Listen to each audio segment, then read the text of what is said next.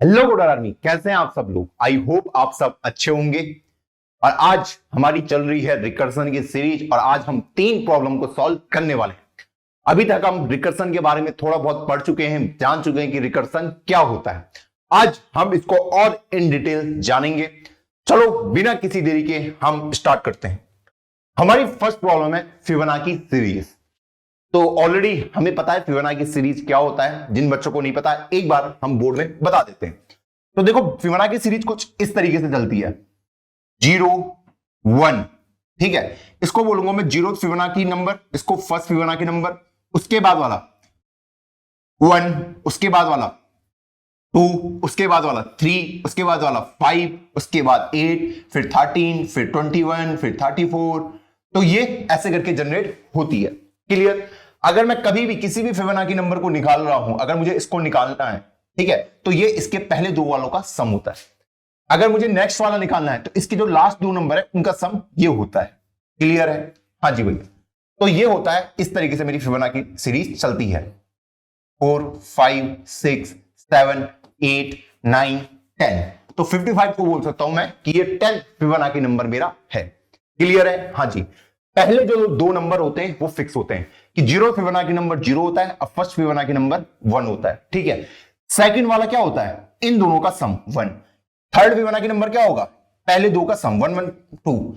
ये वाला क्या होगा? पहले दो का सम 1 + 2 3। इस तरीके से ये सीरीज जनरेट होती है। अगर मैं आपसे बोलूं कि आपको इसको इटरेटिव वे में सॉल्व करना है, फॉर लूप की हेल्प से सॉल्व करना है, तो क्या आप इसको कर सकते हैं खुद से? हाँ जी भैया, क्योंकि हम इसको प्रीवियस लेक्चर में ऑलरेडी कंप्लीट कर चुके हैं। अब अगर मैं आपसे पूछूं सेम क्वेश्चन कि आपको इसको रिकर्सन की हेल्प से सॉल्व करना है, तो मैं कैसे कर सकता हूं? मान लीजिए उसने n की वैल्यू दी है कि nth फिबोनाची नंबर ढूंढो, जो है 8th वाला, उसको ढूंढो। तो मुझे आंसर पे देना पड़ेगा 21। क्लियर। मैं कैसे ढूंढ सकता हूं 21 को? अगर मुझे 8th फिबोनाची नंबर ढूंढना है, ठीक, हाँ जी भैया, तो उसके लिए मुझे क्या चाहिए होगा? मुझे 7 और 6 वाला फिबोनाची नंबर चाहिए होगा। तो मुझे पता है उन दोनों का सम करूंगा तो मेरा ये निकल जाएगा। तो मैं कह सकता हूं अगर मुझे 8th वाला निकालना है तो मुझे 7 और 6 फिबोनाची नंबर चाहिए। हाँ जी भैया। अगर मुझे 7th फिबोनाची नंबर निकालना है तो उसके लिए क्या लगेगा? 6 और 5th फिबोनाची नंबर मुझे चाहिए। हाँ जी भैया। 7th वाले के लिए 6 और 5th उसे पता होना चाहिए। अगर मुझे 6th वाला निकालना है उसके लिए 5 और 4 का पता होना चाहिए। 5th फिबोनाची नंबर क्या है? 4th मेरा क्या है? अगर मुझे 5th वाला निकालना है तो मुझे 4th और 3rd फिबोनाची नंबर चाहिए। अगर मुझे 4th वाला निकालना है तो मुझे 3rd और 2nd फिबोनाची नंबर की नॉलेज होनी चाहिए। क्लियर। अगर मुझे 3rd वाला निकालना है तो मुझे 2nd और 1st फिबोनाची नंबर की नॉलेज होनी चाहिए कि वो क्या है। और अगर मुझे 2nd वाला निकालना है तो मुझे 1st और 0 वाले फिबोनाची नंबर की नॉलेज होनी चाहिए कि वो क्या है। अब मुझे पता है कि जो 0th फिबोनाची नंबर है वो 0 होता है और 1st फिबोनाची नंबर मेरा 1 होता है। ये मुझे पता है। क्लियर। हाँ जी भैया। तो यहां पे आके मैं स्टॉप हो रहा था। ठीक है। तो ये हो गया मेरा बेस केस। तो क्या अब मैं इसका रिकर्सिव रिलेशन लिख सकता हूं? मुझे पता है कि अगर वो मुझे पूछेगा फिबोनाची 0 वाला क्या होता है तो मैं बोल सकता हूं वो होता है 0। ठीक। हाँ जी भैया। फिबोनाची 1 क्या होता है? वो होता है मेरा 1, क्योंकि पहले दो तो फिक्स होते हैं। ठीक है। तो ये तो मेरे बेस केसेस हो गए। ठीक। अगर मुझे पूछा गया कि फिबोनाची सेकंड क्या होता है तो मुझे पता है वो 1 + 0 का सम होता है, कि फर्स्ट और 0 वाले का सम। तो क्या मैं इनके जगह में लिख सकता हूं ऐसे कि Fibonacci of first plus Fibonacci of 0? हाँ जी भैया, लिख सकते हैं।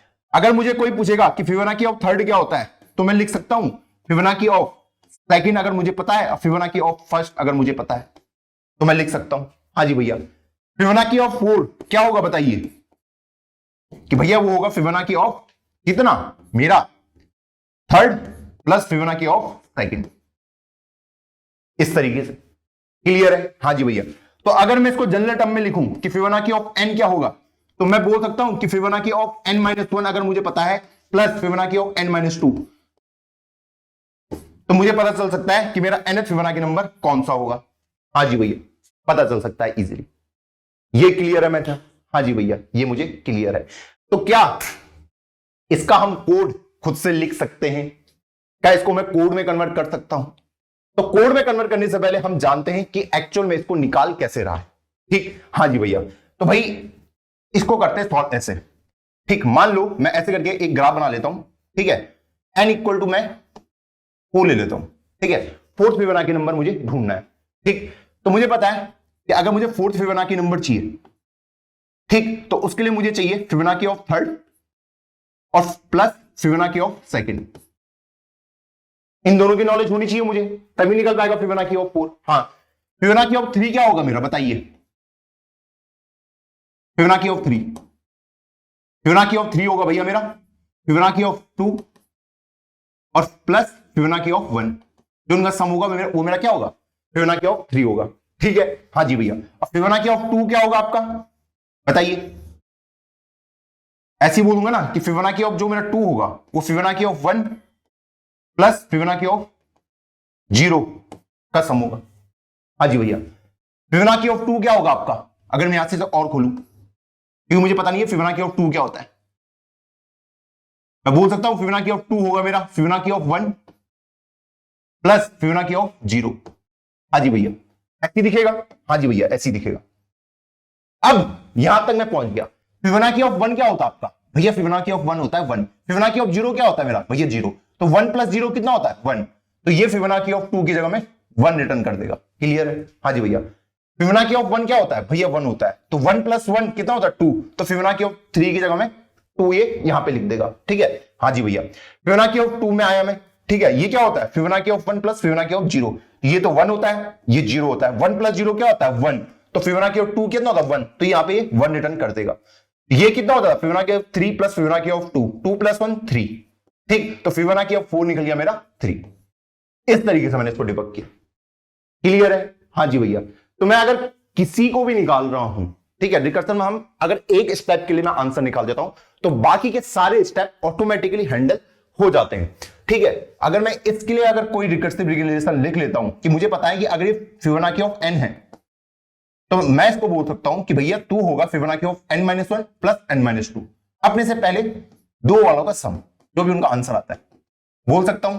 हाँ जी भैया, बोल सकते हो कि nth वाले को निकालना है, nth फिबोनाची को निकालना है, तो मुझे n-1 plus n-2 Fibonacci number पता होना चाहिए, वो मुझे पता है, तो मैं उसका आंसर इजीली लिख सकता हूं। क्लियर है ये? हाँ जी भैया, ये मुझे क्लियर हो चुका है। अब इसको कोड में कैसे कन्वर्ट करेंगे, वो भी हमारे आसान काम है बहुत। इसको इधर लिख देते हैं, ऐसा आ जाते हैं, ठीक है। फिबोनाची ऑफ n निकालना मुझे, Fibonacci of n, integer n, clear है। हाँ जी भैया, मैं अंदर आ गया, ठीक। हाँ जी भैया, अब यहां पे क्या होगा बताइए, यहां पे क्या होगा, मुझे पता है Fibonacci of n-1 plus Fibonacci of n-2, इन दोनों का सम वो होने वाला है।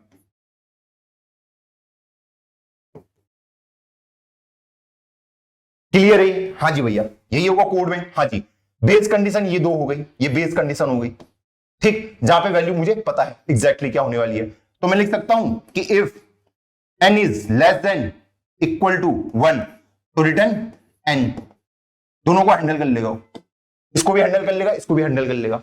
अगर n 0 होता है तो 0 रिटर्न कर देना, n 1 होता है तो 1 को रिटर्न कर देना। सेम यहां पे लिख सकता हूं मैं इसे, या फिर मैं इसको ऐसा भी लिख सकता हूं कि if n equal to 0 return 0, if n equal to 1 return 1। दोनों का मीनिंग सेम ही है, इसका इन दोनों का मीनिंग सेम है। हाँ जी भैया, तो मैंने डायरेक्ट इसी को लिख दिया। क्लियर है यहां तक? हाँ जी भैया, यहां तक मुझे क्लियर है। ये रिटर्न क्लियर है, ये रिटर्न क्यों कर रहा है, ये रिटर्न वैल्यू क्यों कर रहा है, रिटर्न क्यों कर रहा है। जब भी मुझे फिबोनाची ऑफ 2 चाहिए तो वो क्या कह रहा है, Fibonacci of 1 plus Fibonacci of 0। तो मैं फिबोनाची ऑफ 1, मेरा 1 आया तो मैंने उसको यहां रिटर्न किया है कि फिबोनाची ऑफ 1 की जगह में लिख दो 1 और फिबोनाची ऑफ 0 की जगह में लिख दो 0, इसलिए रिटर्न किया। यहां पे अगर मैं इसको यहां पे दिखाऊं आपको कि यहां पे कैसे चला होगा कि भैया फिबोनाची ऑफ 1 को 1 कर दो, फिबोनाची ऑफ 0 को 0 कर दो, या फिर आप इसको ऐसे भी खोल सकते हैं अगर आपको और खोलना है, क्योंकि भैया फिबोनाची ऑफ 1 क्या होता है मेरा, अगर आप इसको और ज्यादा खोलना चाहते हैं खोल सकते हैं, ठीक है। मुझे पता है यहां पे क्या है, फिबोनाची ऑफ 1 निकाल रहा है तो उसे पता है कि यहां से 1 को रिटर्न करना है, कहां पे, यहां पे, ठीक है। फिबोनाची ऑफ 0 को भी आप ऐसे खोल सकते हैं अगर आप खोलना चाहते हैं, ठीक। हाँ जी भैया, तो ये क्या रिटर्न करेगा, 0, यहां पे 0 को उसको बता दीजिए, क्लियर है। हाँ जी भैया, तो भैया इसका रिटर्न टाइप क्या होने वाला है, इंटीजर टाइप का, ठीक। और ये भी क्या होगा, रिटर्न होगा, जो भी इसका सम होगा। क्लियर है? क्लियर है? हाँ जी भैया, ये अब मुझे क्लियर हो चुका है। यहां पे अगर मैं देखूं तो यहां पे मैंने जो फिबोनाची ऑफ 2 लिखा था तो उसके लिए क्या लिखा था, Fibonacci of 1 plus Fibonacci of 0 का जो भी सम आया था 1, ठीक है, उसको मैंने यहां रिटर्न किया था, तो उसकी जगह में 1 आ गया। क्लियर है, रिटर्न कर रहा था कि Fibonacci of n-1 plus Fibonacci of n-2 का जो भी सम होगा उसको रिटर्न कर देना ऊपर, जिसने आपको कॉल किया है, तो वहां पे उस वैल्यू को रख देना। क्लियर है, ये क्लियर है कोड। तो यही आपका कोड होने वाला है, किसका, फिबोनाची का। क्लियर, हाँ जी भैया, ये मुझे क्लियर। क्या मैं इसका रिकर्सिव डायग्राम बना सकता हूं, रिकर्सिव वाला, क्या हम बना सकते हैं? चलो देखते हैं रिकर्सिव वाला कैसे बनेगा। मान लो मुझे फिबोनाची ऑफ 4 ही निकालना है, ठीक, हाँ जी भैया, तो वो कुछ ऐसा दिखेगा कि फिबोनाची ऑफ 4 क्या होगा मेरा, बताइए।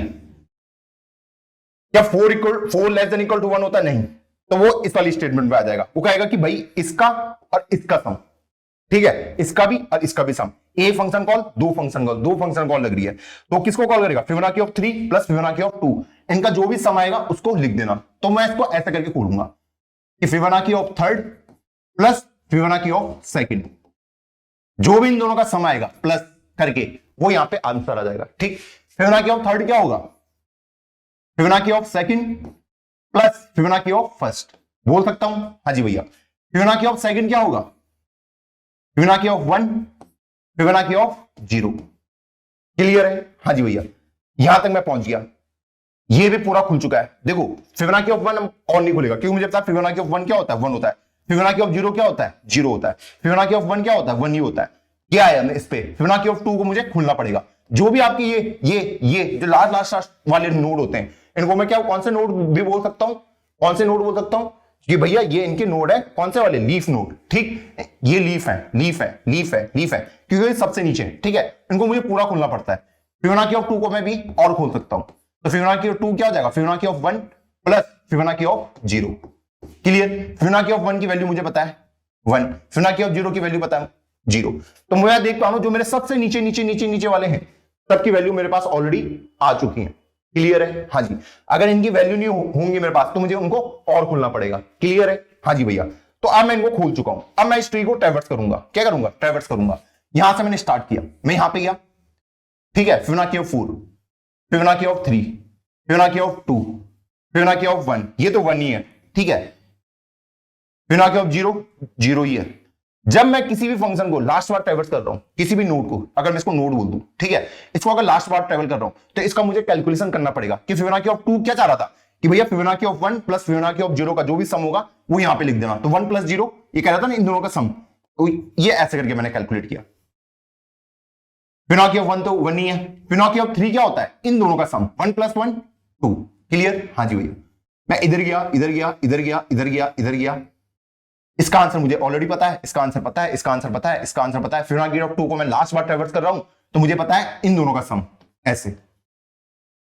अब फिबोनाची ऑफ 4 को मैं लास्ट बार ट्रैवर्स कर रहा हूं, इन दोनों का सम 2 प्लस 1 3। अब मैं खत्म, तो मेरा आंसर आ गया 3।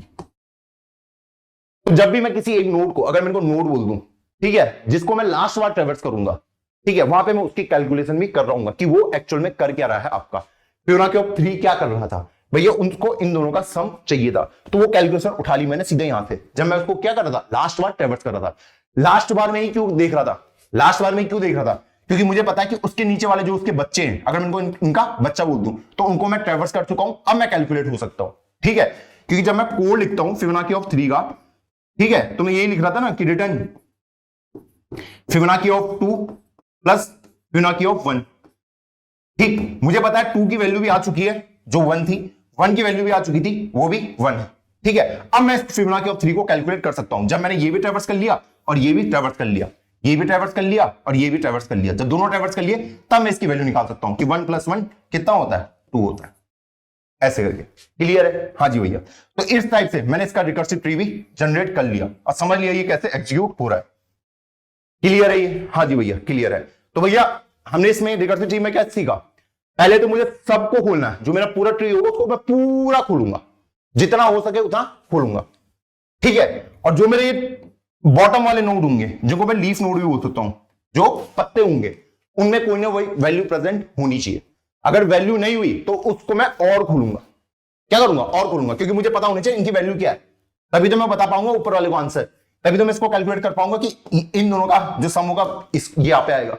ठीक है, वो तभी बता पाऊंगा जब ये पूरे खुले हुए होंगे या फिर इसमें कोई वैल्यू प्रेजेंट होगी। क्लियर? हाँ जी भैया, तो ऐसे करके हमने अपना आंसर को निकाला है।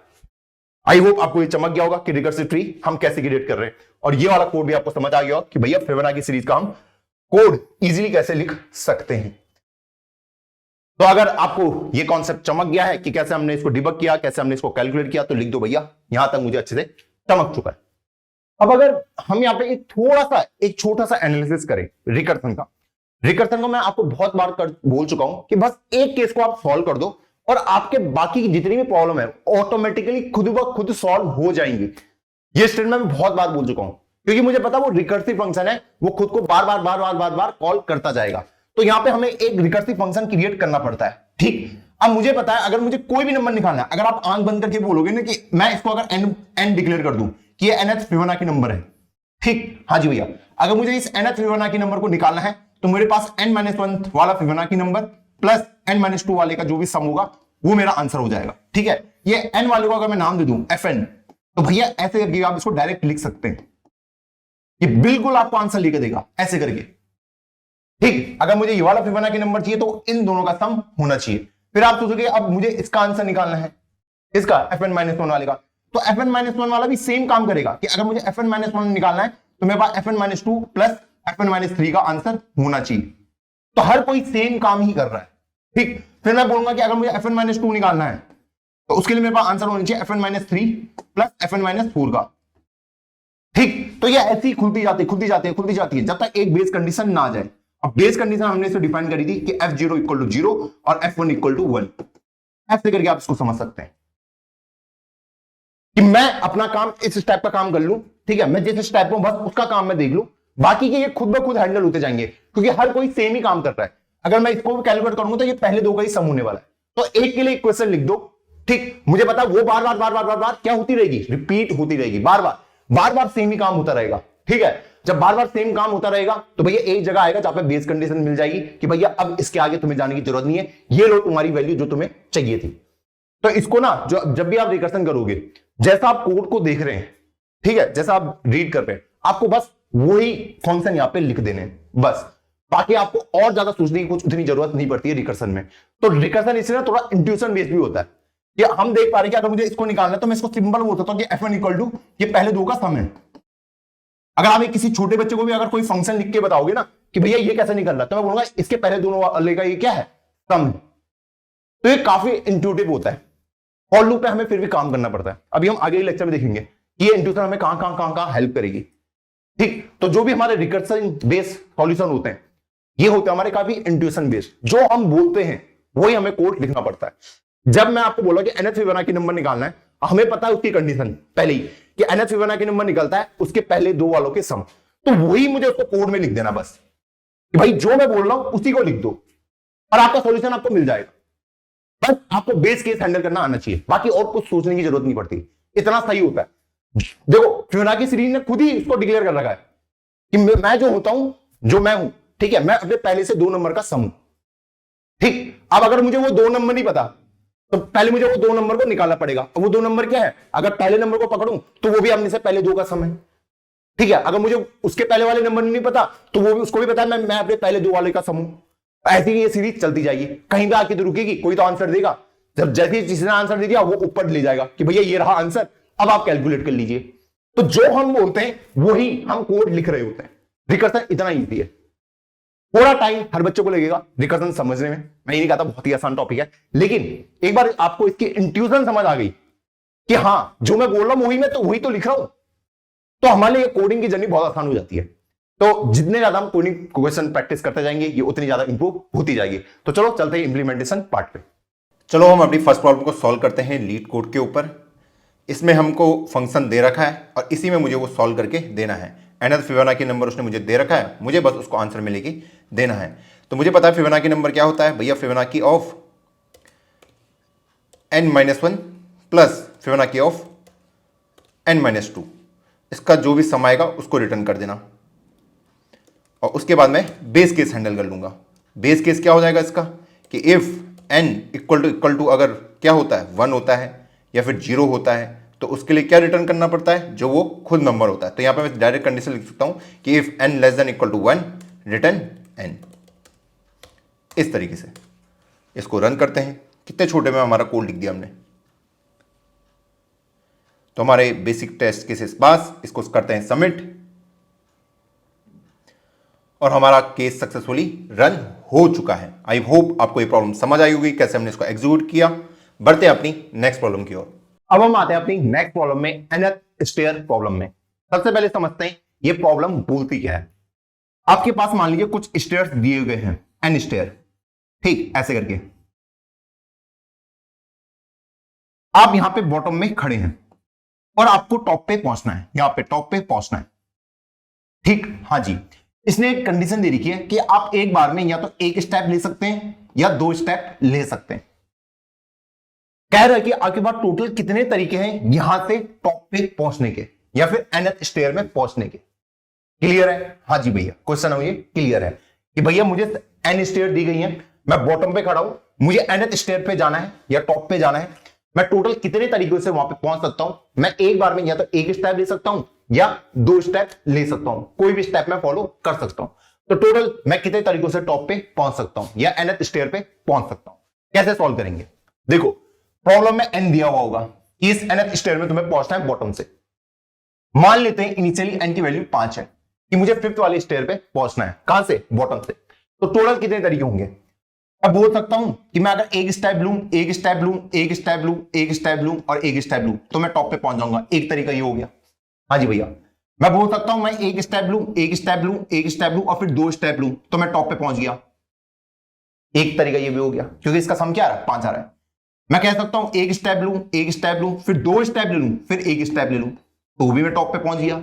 हाँ जी भैया, मैं बोल सकता हूं कि मैं एक स्टेप लूं, फिर 2 स्टेप लूं, फिर एक स्टेप लूं, फिर एक स्टेप लूं तो भी मैं टॉप पे पहुंच गया।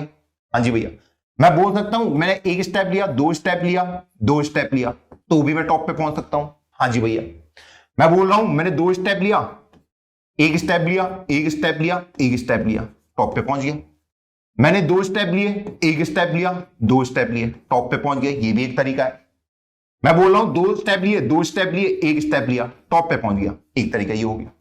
जो 1 2 3 4 5 6 7 8, तो टोटल मेरे पास 8 तरीके हैं टॉप पे पहुंचने के। तो इसका आंसर हो जाएगा 8। ये मुझे आंसर में देना है।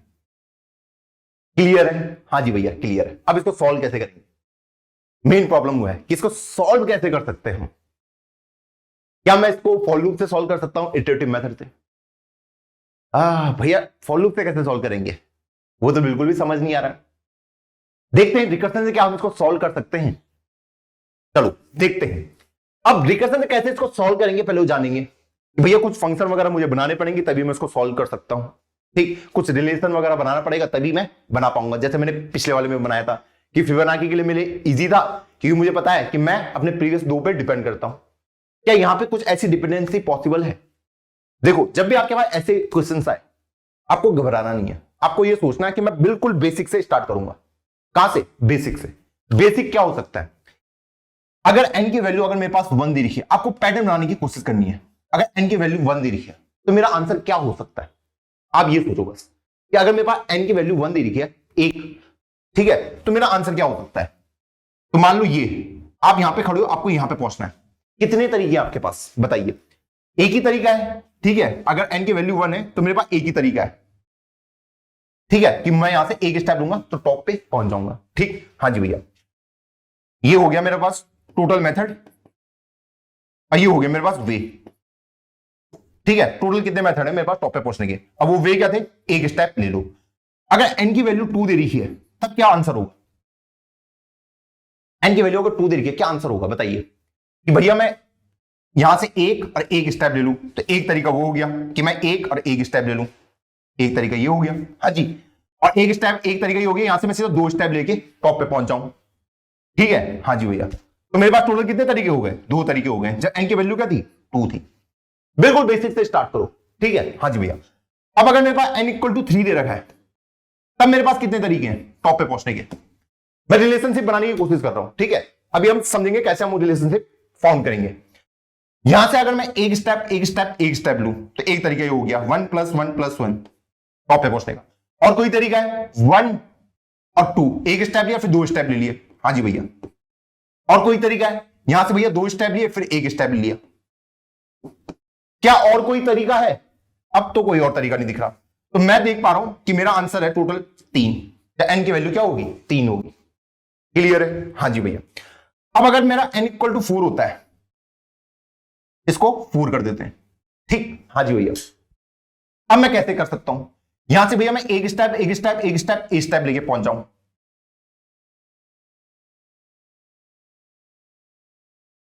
ठीक, हाँ जी भैया, मैं एक स्टेप और 2 स्टेप ऐसे करके भी पहुंच सकता हूं। ठीक, हाँ जी भैया। भैया मैं एक स्टेप 2 स्टेप और 1 स्टेप लेके पहुंच जाऊं। ठीक भैया, मैं यहां से 2 स्टेप एक एक करके पहुंच जाऊं, ये भी एक तरीका है। और भैया यहां से मैं 2 स्टेप और 2 स्टेप करके पहुंच जाऊं टॉप पे। तो टोटल मेरे पास 5 तरीके हो गए। हो गए? हाँ जी भैया। अब अगर मैं देखूं यहां पे, ध्यान से एनालाइज करना, मैंने पैटर्न बनाए भी, ठीक है? मेरा आंसर कैसा दिख रहा है, कोई ना कोई इसमें पैटर्न फॉर्म हो रहा होगा। ठीक, मैं अगर यहां पे ध्यान से एनालाइज करूं, ध्यान से, ठीक है?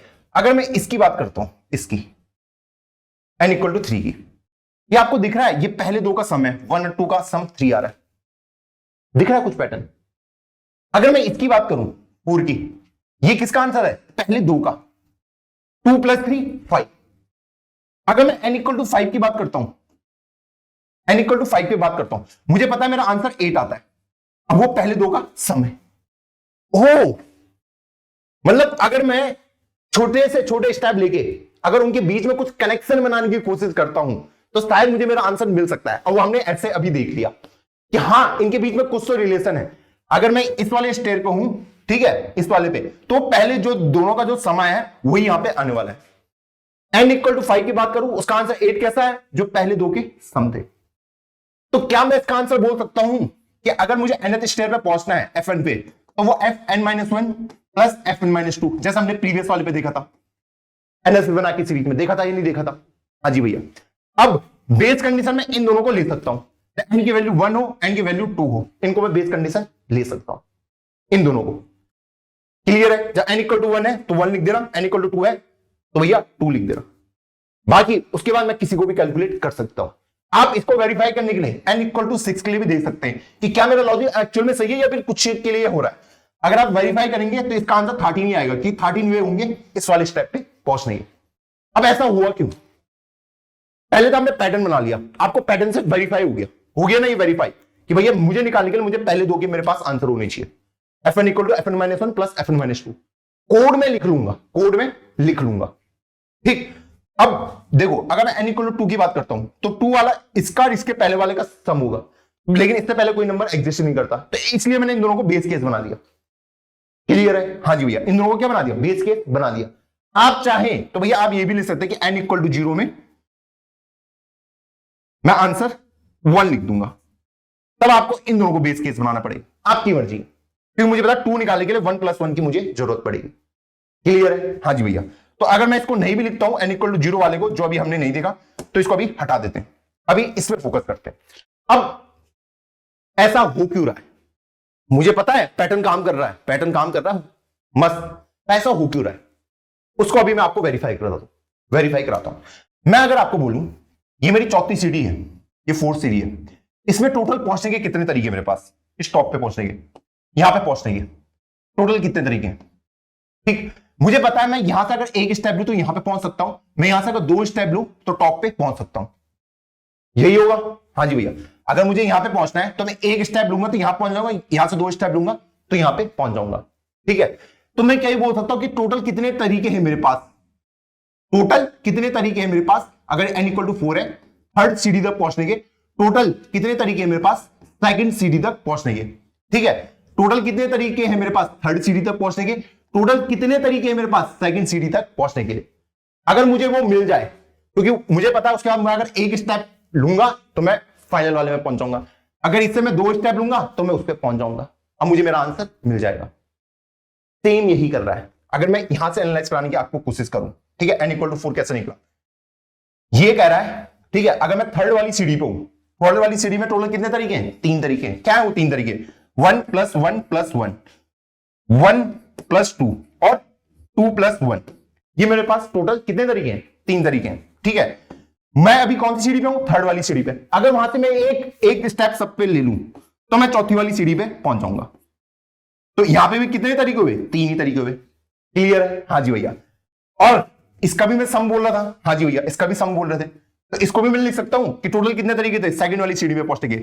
1 + 1 और 2। हाँ जी।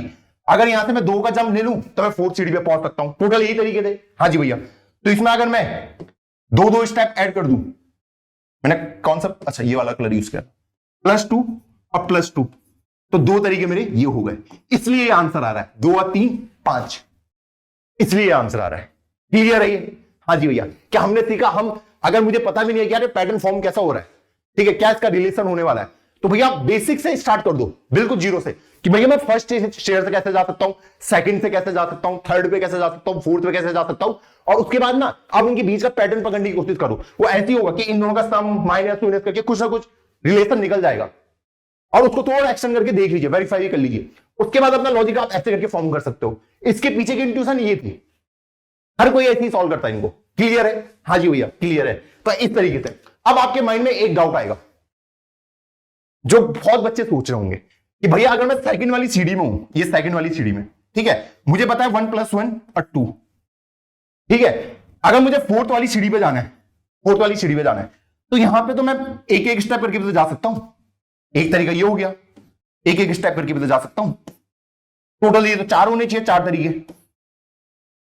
है या नहीं है? कि मैं सेकंड सीढ़ी पे हूं, सेकंड सीढ़ी से मैं क्या कह रहा हूं, टोटल तरीके ये थे 1 + 1 और 2, 2 तरीके थे, ठीक है। वहां से मैंने 2 का जंप किया, टॉप पे पहुंच गया, 2 का जंप किया, टॉप पे पहुंच गया। मैं एक जंप करके भी तो टॉप पे पहुंच सकता हूं, तो वो क्यों नहीं ऐड हुए? ध्यान देना, ये वाला ऑलरेडी इसमें ऐड हो चुका है, ये वाला स्टेप, ये वाला स्टेप भी इसमें ऑलरेडी ऐड हो चुका है, इसलिए नहीं किया। क्लियर है? ये पहले आपके माइंड में डाउट आया ही नहीं आया?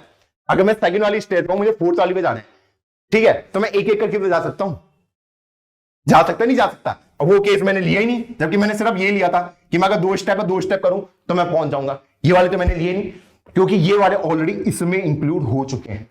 इसमें थर्ड स्टेयर में, क्योंकि वो तरीके ऑलरेडी थर्ड वाली स्टेयर में ऐड हो चुके हैं।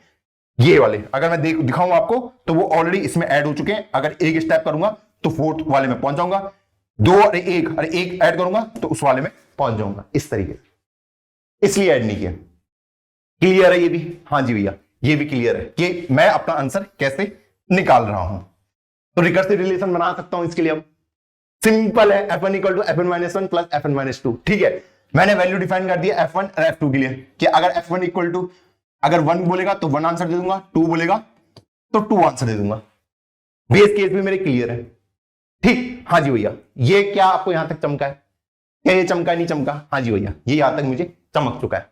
अब मैंने आपको कहा था कि आप यहां पे n = 0 के लिए भी आंसर लिख सकते हैं, तो क्या पता इनपुट में n = 0 दे दे, वो तो तब आप क्या आंसर दोगे?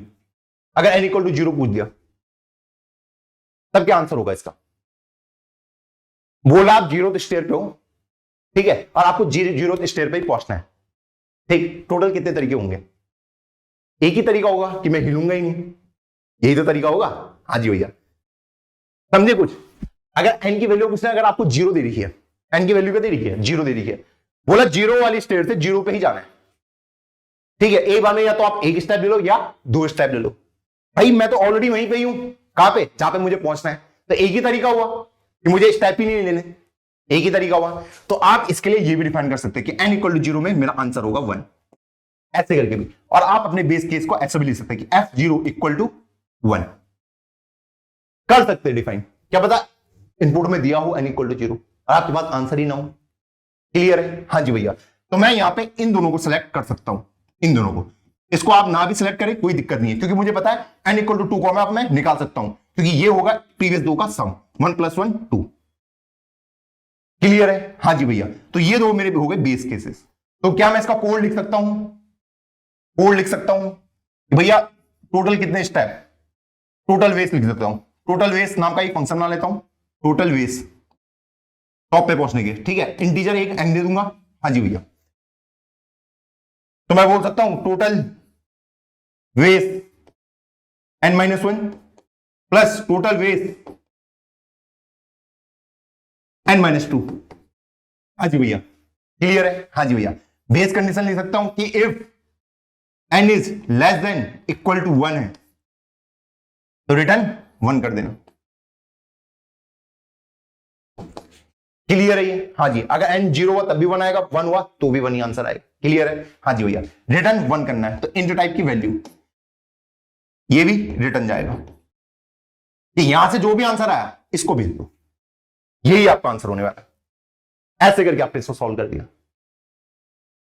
क्लियर है ये? नहीं है? हाँ जी भैया, तो भाई इसको ना हम ऐसे भी समझ सकते हैं कि अगर मेरे पास कोई भी मेरी सीडी हो, ठीक है, अगर मैं इस सीडी की बात करूं तो मैं यहां पे सिंपल ही बोल रहा हूं कि मेरे पास, मुझे पता है मैं एक स्टेप लेके यहां पे पहुंच सकता हूं, 2 स्टेप लेके यहां पे पहुंच सकता हूं, तो टोटल जितने भी तरीके इस सीडी पे पहुंचने के वो निकाल दो, टोटल जितने भी तरीके इस सीडी पे पहुंचने के वो मुझे निकाल के दे दो। इन दोनों का जो सम होगा वो मेरा आंसर हो जाएगा। ठीक, फिर आप बोलोगे कि इसका आंसर क्या होगा, तो ये भी सेम बोलेगा कि टोटल जितने भी वेस हुए इस सीडी पे पहुंचने के और टोटल जितने भी वेस हुए इस सीडी पे पहुंचने के, ठीक है, उन दोनों का सम करूंगा तो मुझे मेरा आंसर मिल जाएगा। फिर आपको इसको ढूंढना है कि उसकी वैल्यू आपको नहीं पता, फिर आप बोलोगे टोटल जितने भी वेस हुए यहां तक पहुंचने के और टोटल जितने भी वेस हुए यहां तक पहुंचने के, इन दोनों का सम करूंगा तो मुझे मेरा आंसर मिल जाएगा। क्लियर? फिर आप इसको ढूंढोगे कि यहां पे मैं कैसे पहुंच सकता हूं, ये भी सेम कहानी बोलेगा, टोटल जितने भी वेस हुए यहां तक पहुंचने के और टोटल जितने भी वेस हुए यहां तक पहुंचने के, उन दोनों का सम करूंगा तो मुझे ये मिल जाएगा। मुझे पता है यहां पे आंसर 1 होता है, यहां पे भी 1 होता है, तो 1 1 2 हो जाएगा, 1 2 मेरा 3 हो जाएगा, 3 2 मेरा 5 हो जाएगा, 5 3 मेरा 8 हो जाएगा। ऐसे करके मेरा आंसर निकला। क्लियर है? मैंने सिर्फ उनके बीच में पैटर्न बनाने की कोशिश करी है इससे, और एक बार जब मुझे पैटर्न मिल गया तो मैंने अपने क्वेश्चन को सॉल्व कर दिया। मुझे इनिशियली समझ ही नहीं आ रहा था भाई पैटर्न बन कैसे रहा है, तो आप पैटर्न ऐसे करके भी फॉर्म कर सकते हो कि पहले आप छोटे छोटे स्टेप के लिए देखो कि आपके लिए छोटे छोटे स्टेप के लिए क्या आंसर आने वाला है। जैसे ही आपको पता चल गया अच्छा ये आंसर है, तो भैया उसके बाद तो यूं है आपके लिए, यूं। इसका कोड मैं खुद इंप्लीमेंट करूंगा, आपकी जिम्मेदारी है आपकी कि आपको इसको फॉर लूप से सॉल्व करना है। किससे सॉल्व करना है? फॉर लूप से। कर दोगे? हाँ जी भैया कर देंगे। होमवर्क है फॉर लूप से सॉल्व करना, बहुत इंपॉर्टेंट है। ठीक, उसमें भी सेम लॉजिक यूज होगा, ठीक, कि पहले के 2 नंबर जैसे हम फिबोनाची को सॉल्व करते हैं वैसे इसको भी सॉल्व कर सकते हैं। क्लियर? हाँ जी, तो चलो चलते हैं इसके इंप्लीमेंटेशन पार्ट पे। अब हम देखते हैं अपनी सेकंड प्रॉब्लम, क्लाइंबिंग स्टेयर्स। अब यहां पे इसने देखा n इक्वल टू 2 है तो मेरा आंसर 2 आ रहा है, 3 है तो 3 आ रहा है, और इसने यहां पे स्पेसिफिक भी कर रखा है कि n की जो वैल्यू होगी वो 1 से लेके 45 के बीच होगी। तो हम n इक्वल टू 0 वाला स्टेप सोच रहे थे उसको अगर हम स्किप भी कर दे तब भी हमारा आंसर निकल सकता है। तो भैया इसको हटाते हैं, अपने कोड को एग्जीक्यूट करवाना स्टार्ट कराते हैं। मुझे पता है कि if n less than equal to क्या होता है, 1 होता है, तो भैया रिटर्न कर देना 1 को। क्लियर? हाँ जी भैया, नहीं तो रिटर्न कर दो किसको? क्लाइंब स्टेयर नाम है फंक्शन का, क्लाइंब स्टेयर थोड़ा कैपिटल कर देते हैं, सेम कोड है। ठीक, मुझे बस आंसर लेके देना है, मुझे सिर्फ इस फंक्शन को सॉल्व करना है। तो इसमें मुझे क्या करना पड़ता? क्लाइंब स्टेयर n-1 प्लस इसी को कॉपी करके लिख देते हैं क्लाइंब स्टेयर n-2, जो भी इनका सम होगा उसको रिटर्न करवा देना। इसको रन कर लेते हैं, इसको सबमिट कर लेते हैं।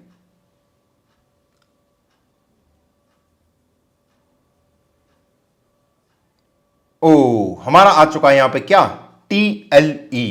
TLE क्या होता है भैया? भैया TLE का मतलब होता है टाइम लिमिट एक्सीडेड।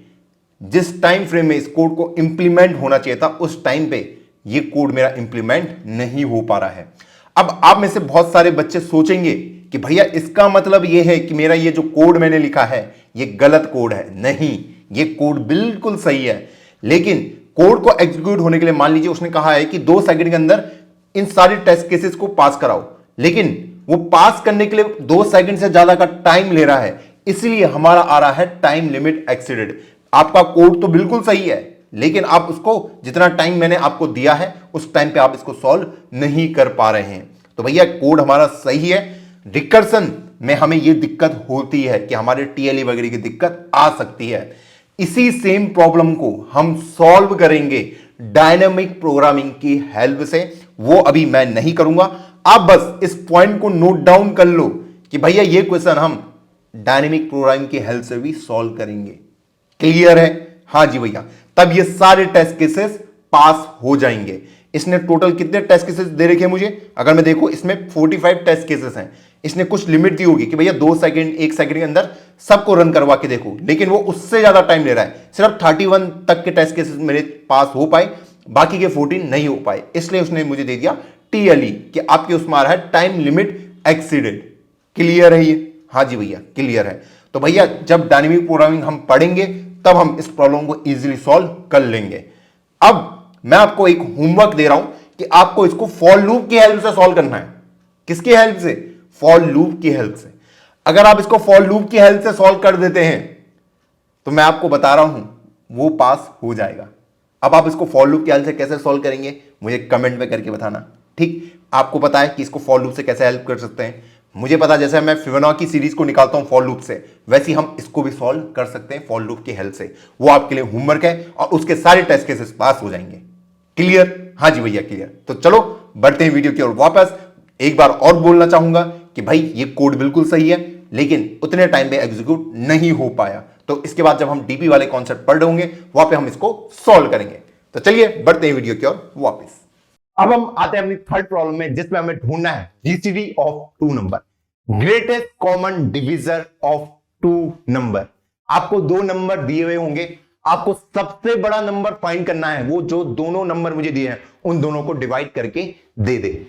मान लीजिए आपको पास नंबर 1 दे रखा है 18 और नंबर 2 दे रखा है 48। ठीक, एक ऐसा नंबर फाइंड करो सबसे बड़ा जो दोनों को डिवाइड कर दे। क्या हो सकता हो? 1 हो सकता है क्या? हाँ 1 भी हो सकता है। 2 हो सकता है? हाँ। 3 हो सकता है? हाँ। 4 हो सकता है? नहीं। 5 हो सकता है? नहीं। 6 हो सकता है? हाँ। फिर ऐसे आप सबके लिए चेक करते जाओगे। कब तक चेक करोगे आप इसे? 18 तक। जो इनमें से छोटा होगा वहीं तक ही चेक करोगे। जीसीडी ऐसी तो निकालते हैं। हाँ जी भैया, सबके लिए चेक कर लिया तो आपको आंसर मिल जाएगा 6, कि ग्रेटेस्ट कॉमन डिविजर इनका है 6, जो दोनों को डिवाइड कर देता है। तो इसमें मैं एक एक करके सब में सॉल्व कर रहा हूं, सबको चेक कर रहा हूं। पहले 1 पे चेक कर रहा हूं, फिर 2 पे चेक कर रहा हूं, फिर 3 पे, फिर 4 पे, फिर 5 पे, फिर 6 पे, 7 पे, 8 पे, कब तक? जो इनमें से छोटा होगा वहां तक मुझे चेक करना पड़ेगा। क्लियर है? हाँ जी भैया क्लियर है। तो इस तरीके से मैं इस प्रॉब्लम को सॉल्व कर सकता हूं। अब ये तो एक तरीका हो गया। ठीक, अब आपको बहुत बड़े बड़े नंबर दिए हैं, बहुत बड़े बड़े। ठीक, तो इसकी टाइम कॉम्प्लेक्सिटी बहुत हाई चली जाएगी। क्या चली जाएगी? बहुत ज्यादा बढ़ जाएगी। मान लो ये नंबर दे रखा आपको 999, ये दे रखा आपको 1000। बोलेगा इनका जीसीडी ढूंढ के बताओ, तो आपको 1 से लेकर 990 तक चेक करना पड़ेगा। तो इसकी टाइम कॉम्प्लेक्सिटी ऑन एवरेज ये बन जाएगी minimum of number 1 common number 2 order, यही बनेगी इसकी टाइम कॉम्प्लेक्सिटी। हाँ जी भैया, क्योंकि जो इनमें से मिनिमम होगा वहां तक मैं पूरे लूप को चलाता हूं, यही होगा। हाँ जी भैया, तो क्या मैं इसके टाइम कॉम्प्लेक्सिटी को घटा सकता हूं? ये तो बेसिक मेथड हो गया। मैंने कहा बिल्कुल घटा सकते हैं, और बहुत ही आसान तरीके से घटा सकते हैं। एक मैथमेटिशियन थे यूक्लिडियन एल्गोरिथम, उन्होंने एक एल्गोरिथम सजेस्ट किया इसके लिए कि जब भी आपके पास ऐसी प्रॉब्लम आए आप इसको चुटकियों में सॉल्व कर सकते हैं। अगर आपको इसका जीसीडी निकालना है आप चुटकियों में सॉल्व कर सकते हैं। उन्होंने हमको एक पैटर्न पकड़ा दिया कि भाई अगर आप इस पैटर्न को सॉल्व करते हो तो आपको आंसर मिल जाएगा। वो पैटर्न क्या कहता है वो समझने की कोशिश करते हैं। मान लीजिए आपके पास ये दो नंबर दे रखे हैं 18 और 48। क्लियर है? हाँ जी, इसको मैं ए बोल देता हूं, इसको मैं बी बोल देता हूं। क्लियर है? हाँ जी भैया। वो बोल रहा है जब तक ये बी 0 ना बन जाए आपको कुछ स्टेप फॉलो करने हैं। जब तक ये बी क्या ना बन जाए, 0 ना बन जाए, तब तक आपको कुछ स्टेप फॉलो करने हैं। वो स्टेप क्या है उसने बताया। उसने बोला ये 48 को पहले इधर लिख दो, ठीक है, मतलब इसको इधर लिख दो, बी को इधर लिख दो, और यहां पे लिख दो इस वाली साइड पे ए मॉड बी। यहां पे क्या लिख दो? A mod B. तो अगर मैं ए मॉड बी करता हूं, 18 मॉड 48 करता हूं, तो कितना आएगा आंसर आपका? 18 ही आएगा। क्लियर है? हाँ जी भैया। उसने कहा ये प्रोसेस रिपीट करते जाओ जब तक आपको ये 0 ना मिल जाए, यहां पे बी की वैल्यू। फिर अगले स्टेप में मैं सेम काम करूंगा, 18 को इधर लिखूंगा, हाँ जी भैया, और 48 मॉड 18 इधर को लिख दूंगा। कितना आएगा इसका आंसर बताइए? 12। मॉड क्या होता है? रिमाइंडर। इसका कितना रिमाइंडर बचता है? अब मेरे पास 18 12 आ गया। फिर से सेम स्टेप, इस 12 को इधर लिख दीजिए, ठीक, हाँ जी, और इसका जो भी मॉड है उसको इधर लिख दो। क्लियर? हाँ जी। फिर नेक्स्ट स्टेप सेम काम, कि 6 को इधर लिख दो और जो इनका मॉड है इधर लिख दो। अब जैसे ये 0 बन जाएगा आपको रुक जाना है। उसने बोला जैसे b 0 बन जाएगा आपको रुक जाना है। जो नंबर यहां पे प्रेजेंट होगा वो आपका आंसर होगा, और यही मेरा आंसर होता है। क्लियर है? ऐसे करके उसने करा। अब भैया इसका मैथमेटिकल प्रूफ दो, तब मुझे मजा आएगा। तो भैया इसका मैथमेटिकल प्रूफ आपके लिए होमवर्क है। क्या है? होमवर्क है। होमवर्क में क्यों दे रहा हूं? मैं चाहता हूं आप इसके बारे में सोचें कि यार उसको इंट्यूशन कैसे आई होगी। मैं नहीं चाहता कि आप जाओ और किसी की वीडियो देख लो। जो अभी मैंने यहां पे किया ना काम, इसको आप बैठ के सोचो ऐसा हुआ क्यों। एक बार यूक्लिडियन एल्गोरिथम खोल देना अपने आंखों के सामने और फिर सोचना कि ऐसा क्यों किया होगा उन्होंने। ऐसे में आपकी अंडरस्टैंडिंग बढ़ेगी। मैं उसकी एल्गोरिथम एक्सप्लेन नहीं करूंगा, इसने ये इस एल्गोरिथम में आई कैसे। बहुत ही छोटी सी ट्रिक है, मैं चाहता हूं आप उसको खुद फाइंड करें। क्लियर है? मैंने आपको पैटर्न बता दिया है। ठीक, क्या था पैटर्न? पैटर्न सिंपल था, 2 नंबर लिखे होंगे यहां पे। ठीक है, उसने कहा इस नंबर को यहां कॉपी करना है। क्लियर? और यहां पे क्या नंबर आएगा? इन दोनों का मॉड 18 मॉड 48 यहां पे आ गया, जो होता है 18। फिर नेक्स्ट स्टेप में सेम काम कि भैया जो ये है इसको इधर लिखो और इन दोनों का जो मॉड आएगा उसको इधर लिख दो। क्लियर है? हाँ जी भैया। फिर नेक्स्ट स्टेप इसको इधर लिख दो, इन दोनों का जो मॉड आएगा उसको इधर लिख दो। ठीक, फिर नेक्स्ट स्टेप इसको इधर लिख दो, इन दोनों का जो मॉड आएगा उसको इधर लिख दो। मतलब 12 मॉड 6 0 होता है। क्लियर है? जैसे ही मुझे यहां पे 0 मिल जाएगा मुझे रुक जाना है, और ये जो होगा वही मेरा आंसर होगा। बस यही मांग रहा है, बाकी कुछ नहीं मांग रहा है। यही ये एक्सपेक्ट कर रहा है आपसे। क्लियर है ये? हाँ जी भैया, ये मुझे क्लियर है, मेथड क्लियर है। एक और एग्जांपल मान लीजिए, एक एग्जांपल ले लेते हैं, 2 नंबर ले लेते हैं। Number 1 12, number 2 39। इनका क्या हो सकता है जीसीडी? सेम काम, 12 39 लिख दो। पहले क्या होगा अगला स्टेप? 39 को इधर लिख दो, यही कर रहा था ना। हाँ जी भैया, इनका जो मॉड होगा इधर लिख दो। तो अगर मैं 12 मॉड 39 करूंगा तो 12 ही मेरा आंसर आएगा। क्लियर? हाँ जी भैया। फिर से 12 को इधर लिख दो, जो इनका मॉड आएगा उसको इधर लिख दो। तो 12 3 36, 3 रिमाइंडर बचता है, 3 इधर। क्लियर? 3 को इधर लिख दो और जो इनका मॉड आएगा उसको इधर लिख दो। तो मुझे मिल चुका है 0। जैसे ही मिल गया, ये जो था मेरा आंसर था। बस ऐसे करके इसको सॉल्व करना था, बाकी कुछ नहीं करना था। तो मैं देख पा रहा हूं हर बार मैं एक ही चीज फॉलो कर रहा हूं। ठीक है, एक ही चीज फॉलो कर रहा हूं। अगर मैं इसको ए नाम दे दूं, इसको बी नाम दे दूं, इसको अगर एक फंक्शन का नाम दे दूं, ठीक, यही कर रहा था। हाँ जी भैया। तो मैं एक फंक्शन कॉल दोबारा लगा रहा था, इसी को कॉल कर रहा था, बार बार मैं इसी को कॉल किया जा रहा था ना। हाँ जी, बस मैं इसको इधर लिख दे रहा था और इसका मॉड इधर लिख दे रहा था, यही कर रहा था। हाँ जी भैया। तो मैं लिख सकता हूं, अगर मेरे पास जीसीडी ऑफ 2 नंबर अगर मुझे निकालना है, ए और बी है, यही कर रहा था। हाँ जी भैया, यही कर रहा था। तो मैं क्या कर रहा था? जीसीडी ऑफ ए बी में यहां पे क्या कर रहा था? फिर से मैं सेम काम ही कर रहा था, फिर से सेम काम कर रहा था। इसको यहां लिख दे रहा था, इसका जो मॉड था इधर लिख दे रहा था। तो मैं वही यहां पे करने वाला हूं कि सेम काम फिर से करो कि जीसीडी ऑफ क्या, बी को इधर लिख दो और ए मॉड बी इधर लिख दो। यही तो कर रहा था, बार बार एक ही चीज को कॉल किया जा रहा था, बार बार एक ही चीज को कॉल किया जा रहा था। और कब तक कर रहा था? कि जब तक ये बी क्या ना बन जाए 0। तो जैसे ही मेरा बी इक्वल टू 0 बन जाता है, ठीक है, बी इक्वल टू 0 बन जाता है, तो यहीं पे मैं प्रिंट करा दूंगा, या तो यहां पे प्रिंट करा दूं सी आउट ए, ये उसका जीसीडी है, और यहीं से आप रिटर्न हो जाइए। क्लियर है? हाँ जी भैया। मैं कुछ भी रिटर्न नहीं कर रहा हूं, तो इसको वाइड हम ले सकते हैं। इस तरीके से मैंने कोड लिखा। मैं क्या कर रहा था? बार बार सेम ही काम कर रहा था ना, ये वाला, कि मेरे पास कोई वैल्यू दे रही थी 2, इसको अगर ए मान लूं, इसको बी मान लूं, इसको फंक्शन नाम दे देता हूं जीसीडी। तो ये जीसीडी क्या कर रहा था कि भैया इसको इधर लिख दो और इनका मॉड को इधर लिख दो। तो फिर से मैं एक जीसीडी कॉल कर रहा था, फिर से इसको इधर, इसको इधर। तो ये क्या है? A mod B. फिर से सेम काम, कब तक? जब तक ये बी 0 नहीं बन जाता। जैसे बी 0 बन गया, ये मेरा आंसर हो जाता था। क्लियर है? क्लियर है? हाँ जी भैया, क्लियर है।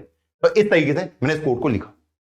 क्लियर है? GCD of a comma b, वो फिर से खुद को ही कॉल कर रहा है कि वही काम करो, कब तक? जब तक ये क्या ना बन जाए, 0 ना बन जाए, ये वाली वैल्यू। तो मैंने क्या करा भैया, मैं बी को इधर लिख रहा था, ए मॉड बी इधर लिख रहा था, खुद को ही कॉल किया जा रहा था। कब तक? जब तक बी 0 ना बन जाए।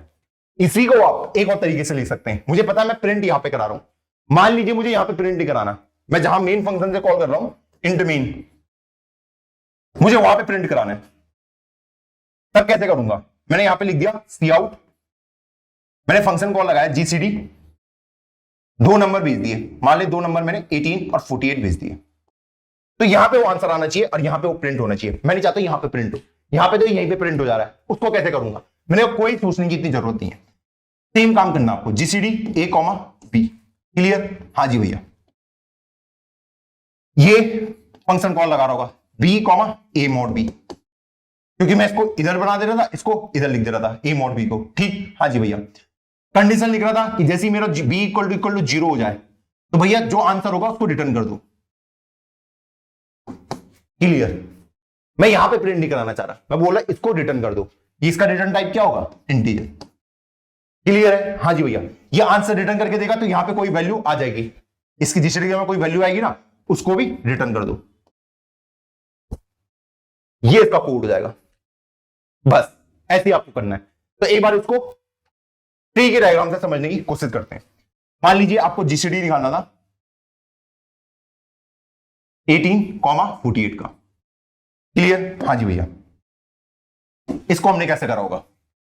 सबसे पहले हम अंदर आए होंगे, इस वाली कोड के हिसाब से कह रहा हूं, क्या बी इक्वल टू 0 है? नहीं है, तो उसने एक जीसीडी कॉल लगा दी इसके लिए, ठीक है? हाँ जी, तो मैं यहां पे आ गया, उसने एक और कॉल लगा दी, क्या करा उसने भैया? जीसीडी 48 को इधर लिख दे रहा था और 18 मॉड 48 को इधर लिख दे रहा था, तो यहां पे क्या आ जाता? 18 आ रहा था, ठीक है? उसने देखा अभी भी ये 0 नहीं है, एक और फंक्शन कॉल लगा दो, तो ये क्या कर रहा था? जीसीडी 18 इधर लिख दो, ठीक, और इसका मॉड इधर लिख दो, फिर से कॉल लगा दे रहा था कि जीसीडी, हाँ जी, क्या बोल रहा था कि 12 इधर लिख दो और इनका मॉड इधर लिख दो, फिर से कॉल लगा रहा था जीसीडी 6 इधर लिख दो, इसका मॉड इधर लिख दो।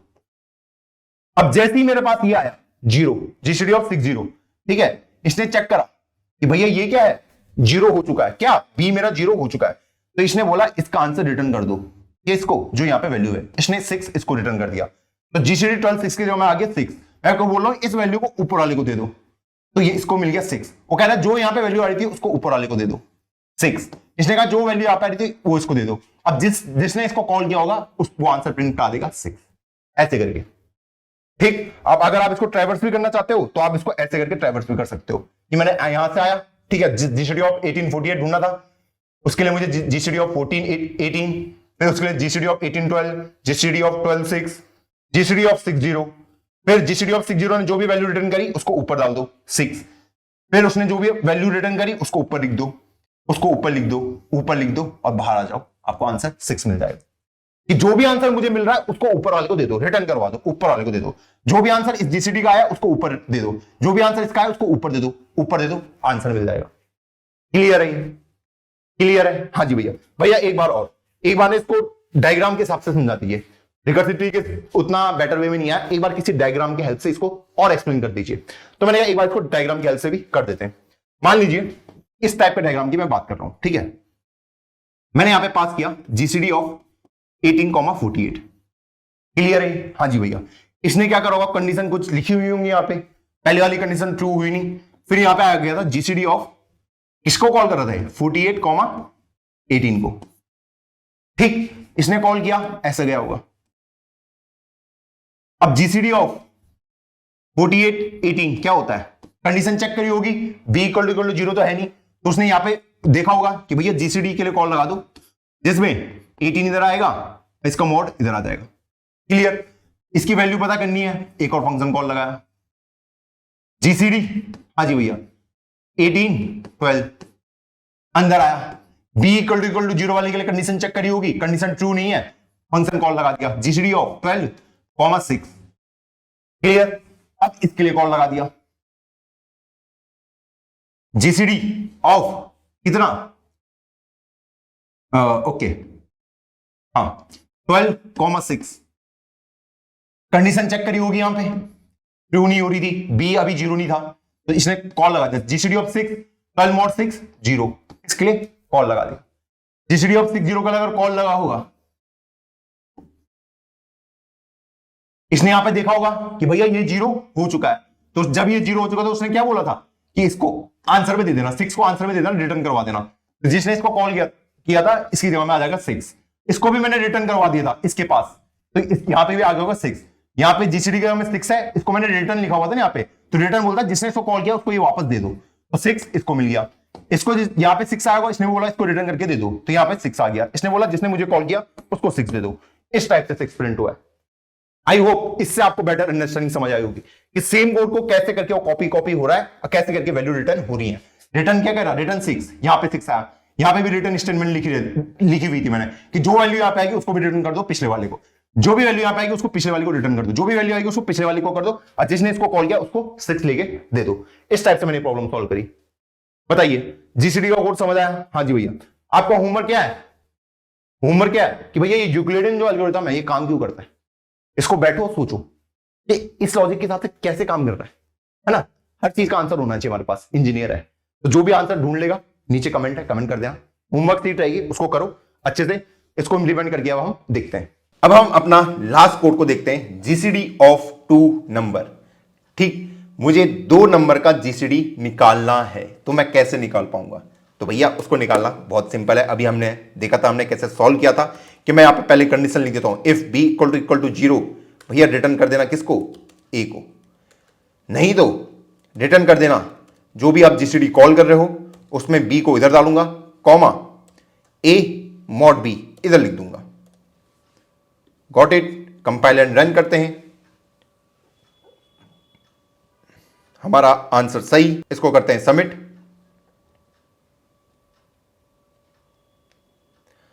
और हमारे सारे टेस्ट केसेस हो चुके पास, और इसी बात में बजनी चाहिए तालियां। क्लियर है? हाँ जी भैया क्लियर है। तो भैया यूक्लिडियन एल्गोरिथम को एक बार देख लेना, एक बार बेसिक मेथड से इसको सॉल्व करने की कोशिश करना, आपको इसका समझ आएगा। इसकी टाइम कॉम्प्लेक्सिटी कितनी है इसने यहां पे दे रखा है, log minimum of a comma b. क्या यही इसकी टाइम कॉम्प्लेक्सिटी होने वाली है इस कोड की? जाइए होमवर्क पे से सॉल्व करिए कि इसकी टाइम कॉम्प्लेक्सिटी हमारी क्या हो सकती है। चलो बढ़ते हैं वीडियो की ओर वापस। आई होप आज की वीडियो में आपको काफी कुछ सीखने को मिला होगा कि भैया मैं पैटर्न कैसे रिकॉग्नाइज करता हूं, कि भैया अगर मैं उनके बीच का कुछ पैटर्न बना देता हूं, डिपेंडेंसी बना देता हूं, तो मैं इजीली फंक्शन को क्रिएट कर सकता हूं। मुझे समझ आ चुका है कि भैया अगर एक बार फंक्शन मैंने रिकर्सिव फंक्शन क्रिएट करना सीख लिया, उसके बाद मेरे रिकर्सन बहुत ही इजी हो जाता है। कैसे मैं उसको डिबग करता हूं, कैसे उसके बारे में सोचता हूं, वो सब मेरे आसान हो जाते हैं। तो भाई मिलता हूं आपको अब मंडे को, तब तक के लिए जय हिंद जय भारत।